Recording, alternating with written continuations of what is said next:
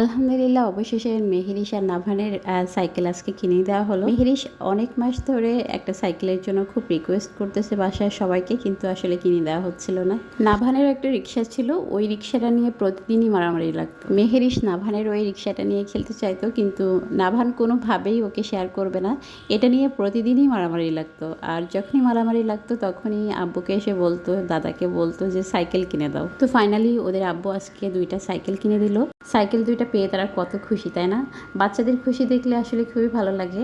আর প্রথম দিনেই নাভান তো খুব ভালো স্মুথলি চালাচ্ছে, কিন্তু মেহেরিশ একটু ভয় ভয় পাচ্ছে, যেহেতু ওর থেকে সাইকেলটা একটু বড় হয়ে গেছে। আর আমি ইচ্ছে করে একটু বড় সাইকেল নিয়েছি, কারণ এই সাইকেল খুব বেশি চালানো হবে না।